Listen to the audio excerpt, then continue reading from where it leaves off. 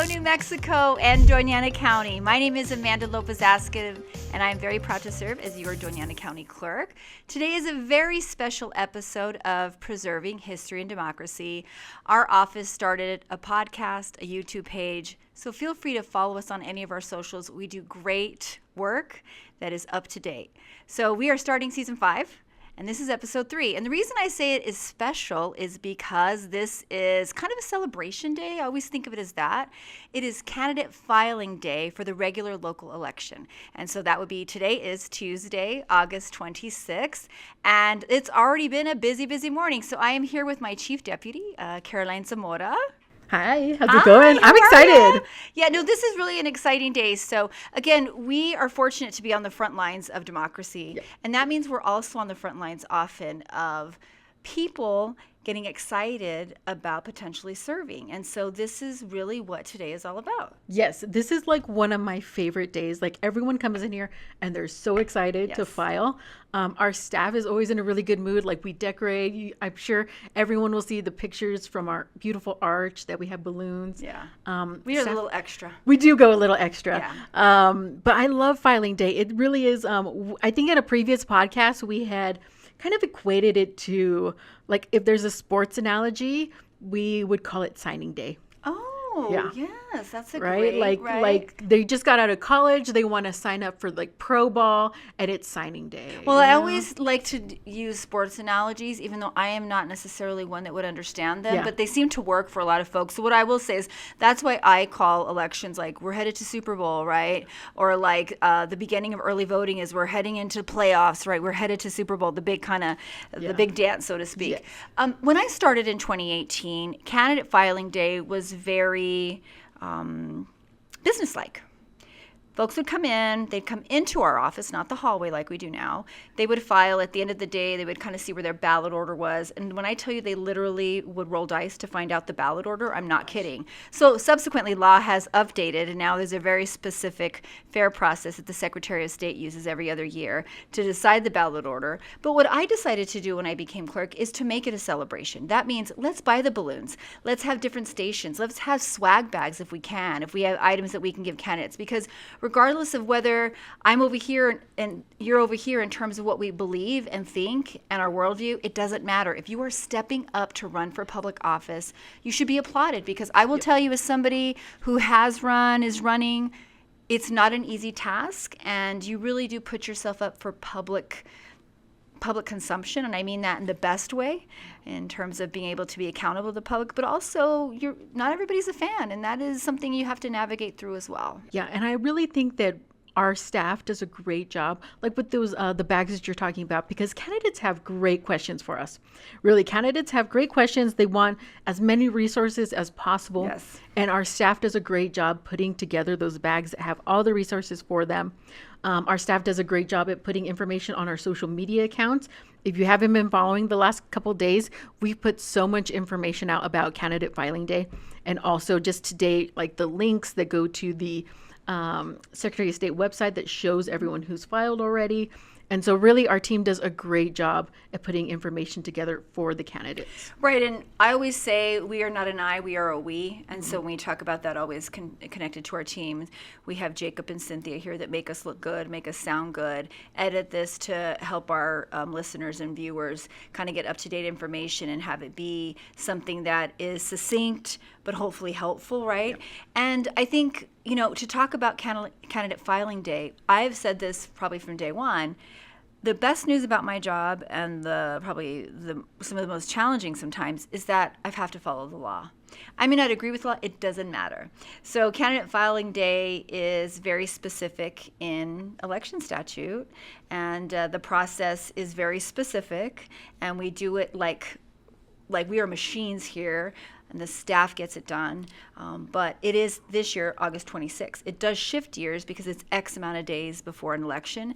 And so next year it might not be on the same day, but it will still be X amount of days before an election. Yeah. And so just keep that in mind. You're like, why did you pick August 26th? Well, luckily I didn't pick it. So if you don't like it, it's not my fault. If it's too early or too late, it's still not my fault. But our team does step up. Our team does make it something that the public can hopefully feel a sense of excitement about moving forward and starting their campaign and their messaging and how they're going to connect with voters. Because at the end of the day, we are administrative. We administer elections. We qualify candidates at the end of, a certain amount. So people will apply today, and we'll take their paperwork, and it looks like it's in order. We'll review where they live, and then we will we'll do our due diligence over this next week, and then we do what's called a candidate qualification. So today they file, and they find out in the next week whether they are qualified. It's very rare that they're not qualified, quite frankly. Yeah. And you've been a part of many of those at this point. Absolutely. And so I think, and it's unfortunate when you have to disqualify someone. I know it's never a fun decision to make, but you have to because we follow the law. Yes, yeah. I will. And I will tell you, one of the challenges as a clerk, there's sometimes gray areas where you do have to make decisions because maybe the law is not specific, and candidate filing is not one of them. And so when I have candidates who are upset, when there's been a few over the past several years that because for whatever reason they didn't qualify, I want to qualify people. I want to give voters options. Whatever's best for the voters, regardless of my opinion about anything or anybody, I want to have voters be engaged. So I know the more candidates, the more diverse candidates, will engage more voters and have them show up. And that's our job, is to do what we can to encourage participation, encourage really what we view as democracy live and in living color. And so having a breadth of candidates is helpful for voters, and anything that is helpful for voters is helpful for us. So there have been times when I have disqualified candidates, and it was a very, very hard decision. But I never make those decisions lightly, and I always make those decisions with the rule of law basically backing up what I decide. Yeah, absolutely.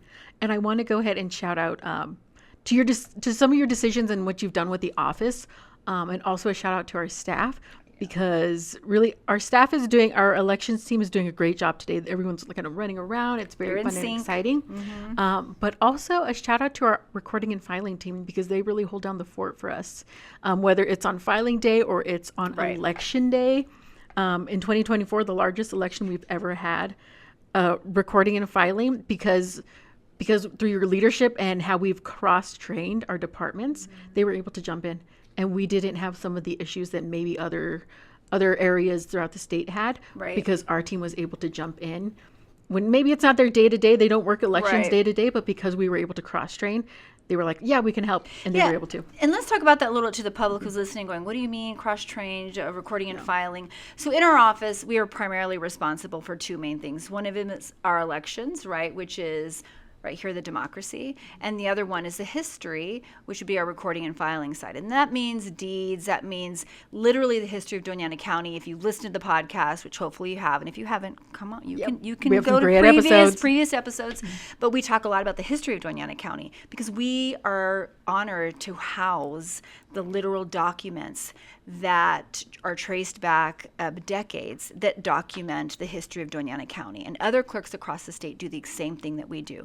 So it is an honor to be able to house that and to highlight those items. Now, that also comes with a lot of paperwork. We work closely with the title companies, real estate, businesses. We're fortunate to be able to give marriage licenses. So all of those things are a hum constantly. Elections are kind of like this, right? Yeah. But I will tell you, recording and filing, which is the side that we're referring to, is a steady Eddie, absolute constant. Yeah. So for them to be able to mute some of that a little bit, continue to get it done, and then ride the wave of us with elections is really the goal of what you call cross-training, but thinking of us as one team, and the things that are important in elections that we make sure that we're tied on, which is pretty much everything.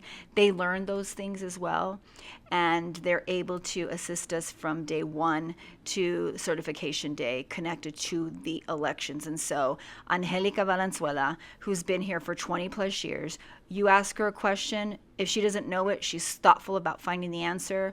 She is one of those leaders that leads in silence and competence, and is absolutely a rock star. And I feel lucky every day that I have such a team that makes me look good.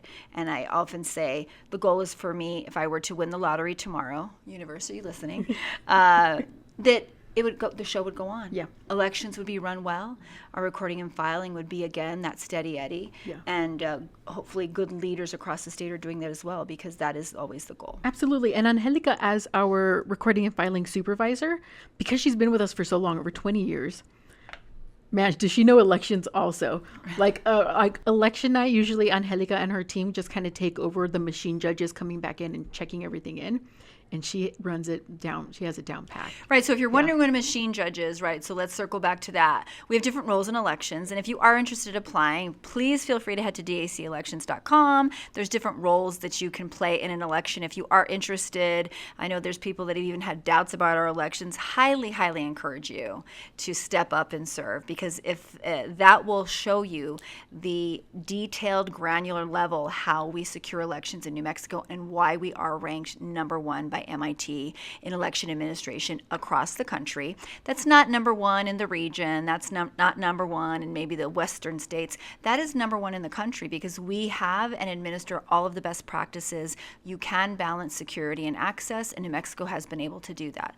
And so a lot of that comes from the leadership of our great Secretary of State, Maggie Toulis-Oliver, but also the county clerks across the state.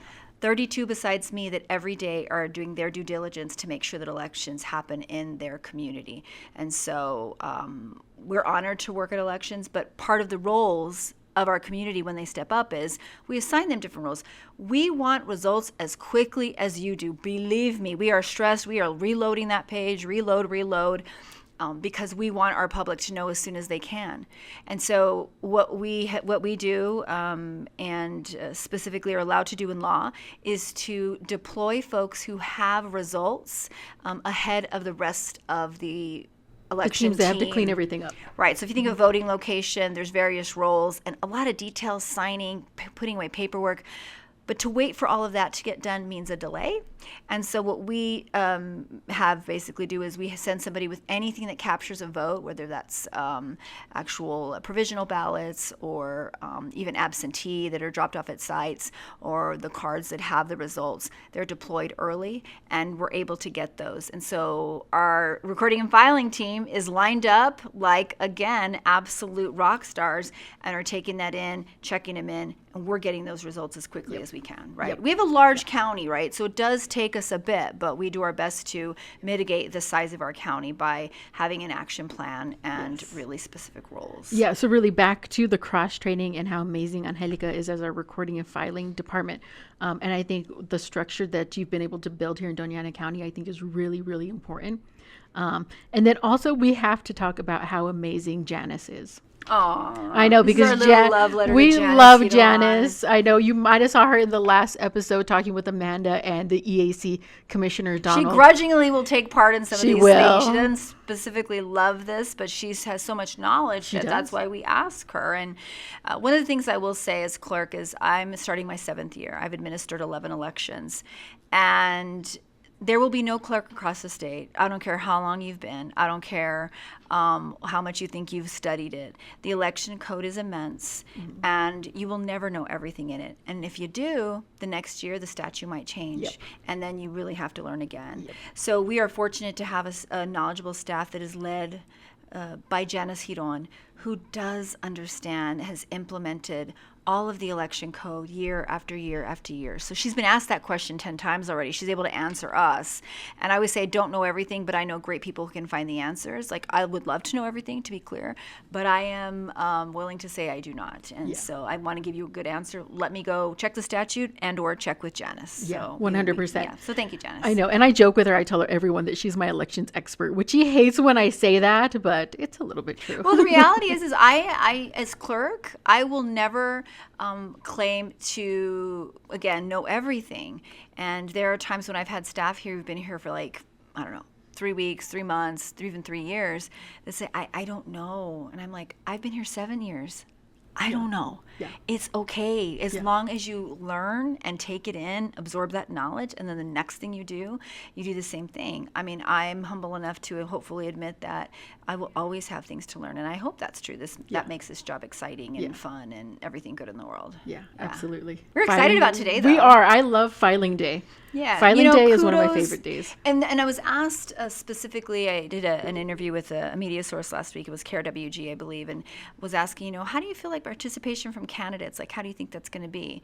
And I said, well, all politics are local, right? So you think what affects us every single day is going to compel us to run for office, right?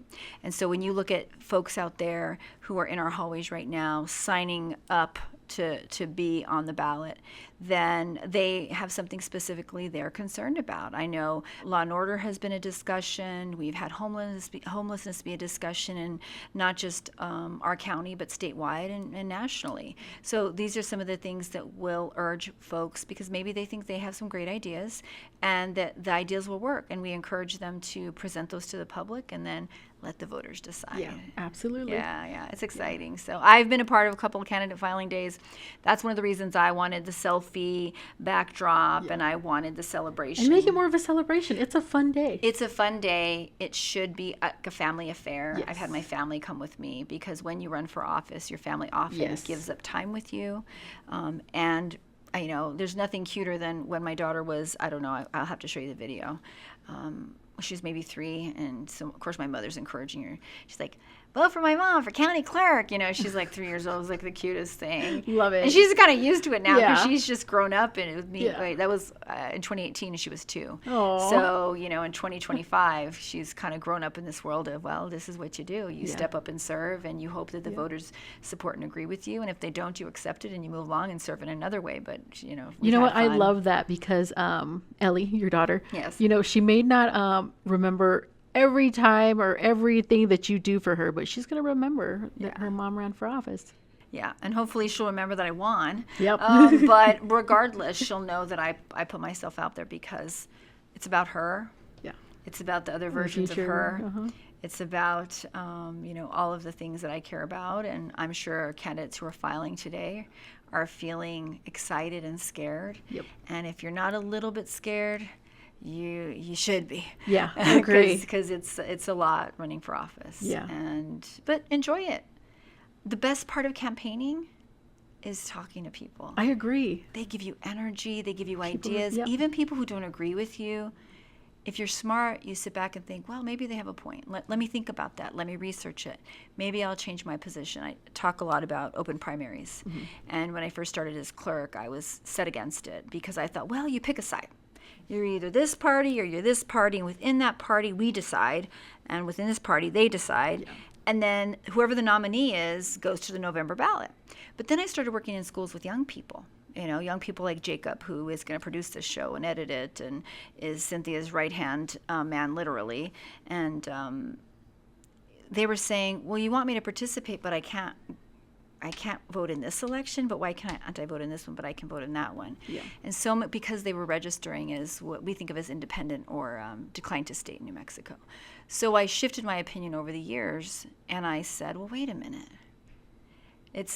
They're being taxed if they're working. They're paying for elections with their, and they want to participate, and so they should have a say. So I did shift my opinions on that, and you may find that the candidates that are outside may get feedback from their community and be like, oh, wait a minute, this kind of shifts what I think. Yeah.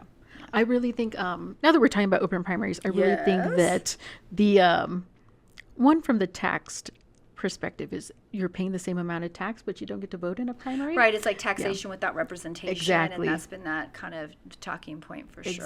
Exactly. I think there's another point, and that is that, and I'd love to hear your perspective, is administratively how that changes for our staff and for our office in terms of being able of open primaries now. I will tell you, historically in the last couple of years we've been able, so to be clear, the election that people are basically signing up for today is a nonpartisan election. It is not under a party label, to be clear. Next year will be primaries. But we're talking about kind of the bigger, unfortunately they're bigger because not enough people participate in local ones. But to your point, administratively, let's say you're wearing blue today, you're a Democrat and I'm a Republican, and we have Jacob here who maybe is an independent. Now, he wants to vote for one of us, but he doesn't want to change his party affiliation. He doesn't want to be a Democrat. He doesn't want to be a Republican. He wants to stay DTS. He wants that to continue. I was raised as a Democrat. I will not change my party affiliation. I can't think of a circumstance in which I would at this point. And so I have to respect the fact that he doesn't want to put his name under a party label, right? Yep. And so what has been up until this coming year is you could vote in a primary, but you'd have to change your party label. Yeah. And that's administratively challenging for offices because we have to do the work, because when they want to re-register to vote under their party label that they first did versus changing it to this, changing it to that, that can add the administrative end. What will happen this coming election next year is if that same Jacob comes up and he is an independent, instead of having to change his party, he can say, I want to vote on the Democratic ticket, or I want to vote on the Republican ticket. Yeah. And he is allowed to do so. He is handed that, and he makes decisions that affect the general, and those decisions collectively will be decided, and then we'll see who ends up on the ballot. Yeah. And that's something that I support and I think is better for participation, for elections, engaging young people, all of those things that we should constantly be thinking about. Yes. Right? Yeah, because administratively, I think it will help our staff who administer all this information, but also it is less of a burden on the voter. Because think about if you're an independent and you're having to change your party because you want to vote in the primary, but then you don't want to stay that party, so you have to change it back. It's more of a burden. It's aggravation in a time suck that you may not want to have. Yeah. And if we can a barrier, then we should a barrier. Yeah. And I think that's one of them.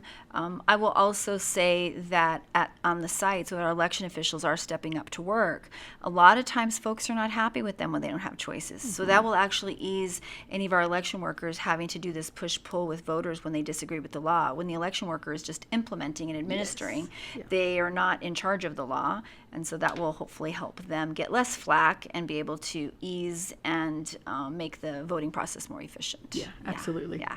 Man, we're talking about all kinds of good election stuff today. I know we started Jacob? on filing day, which is always exciting, but that always compels us to talk. So you can tell we might be a little bit election geeky. Just a little bit. But that's all right. That's all right. We're in the right jobs to be election geeky, right? So definitely appreciate you listening and watching. And if you're listening, we hope you watch. And if you're watching, we hope you put us on Spotify or Apple or whatever you use to listen to folks go on and on about elections, hopefully. Yeah. And shout out to Jacob and Cynthia, who always make us look good, make this podcast and produce it, and are putting out all kinds of information for the public. While we are in a love fest, right? We already talked about Angelica and Janice, and Ramon holds down the fort at the warehouse. Warehouse, and of course, but when I started here, we did not have a communications coordinator.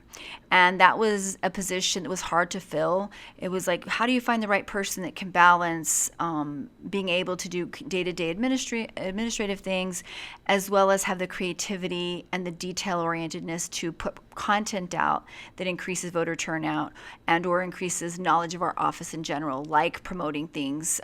We have cool documents. Like, how do we celebrate that? So we had a few that were great, but we hired Cynthia, who had a background in media. She comes from radio. She comes from radio, and she stumbled into that, right? They basically handed her, I think her education background was different, but then they handed her a mic and said, hey, you're on air. And she ran with it, and that's kind of how she has done it since she's been here. If you see bright, colorful content that has great information that we share to all the clerks that they're welcome to share, that is because Cynthia and Jacob are detail-oriented and want to help and support what we do as an office. She has assisted with all of and we put her in charge of our website and what that looks like and the content for that. And it's a lot of responsibility because people don't suffer in silence when it comes to elections. They let us know when they're not happy. And then I think it was not last year, but the year before, we had an internship program that was ending. And I would literally remember waking up and thinking, we should keep Jacob. I want to see if we can keep Jacob. That'd be a good idea. He's young. he's excited, he's has passion, and he has a desire to create content that engages people and brings them into the fold of what we do.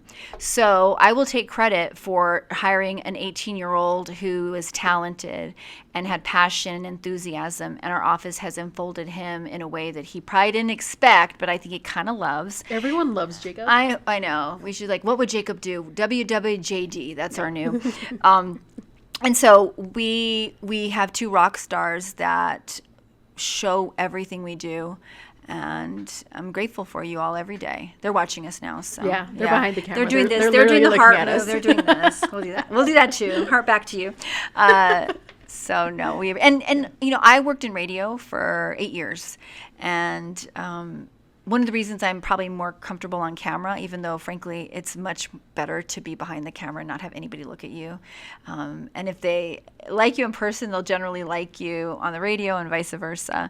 But radio has been a fun way to get into media, and that's why I'm so glad we have this podcast, because that's kind of where to be right now between YouTube and podcasts and and that's why we have Jacob and Cynthia, because they keep us in the know as to what is it, how can we engage, where are people watching, what do they want, and that will increase voter turnout, and that's our continual call to action. I agree.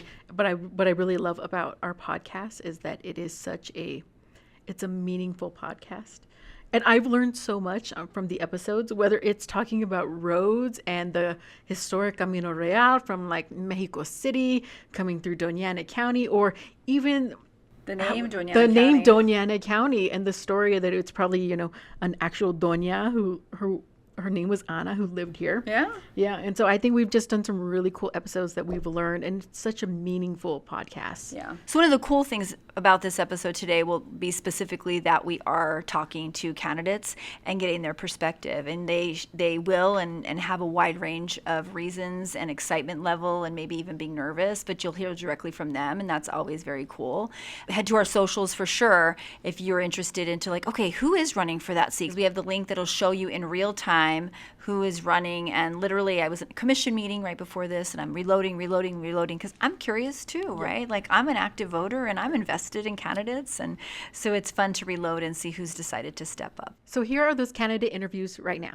What's your name, sir? Michael Harris. And what are you running for? Las Cruces City Council, District 3. Awesome. And why are you running? Why do you think it's important? I'm running because I want to see Las Cruces grow into a vibrant, safe, and strong community, and I think we're at a good point to make some interesting policy changes to make that happen. What's your name? San Juan Olvera, Okay, and what are you running for? trustee in the village of Hatch. Awesome. And why are you running? Because I think it's really important for our community to be involved so that the younger people can see our growth in our community, and so that it can be a place to grow, and so that they can stay and make Hatch their permanent home. My name is Richard Reno. I'm running for Las Cruces City Council, District 6. Okay, and why do you think it's important to run? It's important to run because I'm a small business owner, and the building I'm renting my little office from has been under siege for 4 years now. The owner, a Hispanic, goes to the city council and gets berated. So that's a big reason why I'm running. Also, I want to cut down the permit process for building permits in the county and city. Some people wait 14 months to get a building permit. That's 14 months of mortgage payments on an empty piece of land. So development can happen just if you have an efficient office. My name is Tommy Black, or AKA DJ Black. I'm running for the City Council of Las Cruces, District number 6. Awesome. And why are you running? Why do you think it's important? I think it's so important right now because personally I feel like the direction that Las Cruces is going is not very kid-friendly. We're not getting the future ready for our kids, so I want to go in and be the advocate for the youth in this town. Also, I want to be the advocate for the veterans in this town. And last but definitely not least, I want to be the advocate for the small businesses in the town. Millie Sandoval. I'm running for District 1 for the city of Sunland Park. Awesome. And why are you running? I'm running because I want to be the voice of my community and make a difference. Patrick Nolan. I'm running for Las Cruces Public School School Board District 1. Awesome. Why are you running? I'm running because I love these institutions. I care about our schools and the work that's happening, and I want to be there to make sure that we're doing the work that needs to be done. Hi, I'm Bob Wofford, candidate for Las Cruces Public Schools District number 3. And I'm running because I was a teacher for 34 years. I have devoted my career and life to helping students in this community, and have been on the school board the last 4 years and would like to continue that work. Hi, my name is Pamela Court, and I am running for Las Cruces Public Schools School Board District 2, and I am running because I am a lifelong educator, and I have been on the school board now for 4 years, and I would like to continue all the great work that we're doing to make sure that every student succeeds. Thank you for listening to this episode of Preserving History and Democracy. I think it was a fun one because we talked about what's going on literally probably 20 feet away from us, lots of activity. So this And again, honestly, yes. you and I don't just jump on a podcast by ourselves very often. Usually we're like with other folks. So Right. This was fun. Right. No, and we always have we have a lot of conversation generally about all the things. So to be able to kind of bring it forward and kind of pull out what we think is topical and important for our community to know is also a very cool opportunity for each of us. But again, thank you for listening to our season 5 episode 3, very special one connected to the candidate filing day 2025. And again, reload. You want to know who's running? We have the answers. We do. We'll see you next time.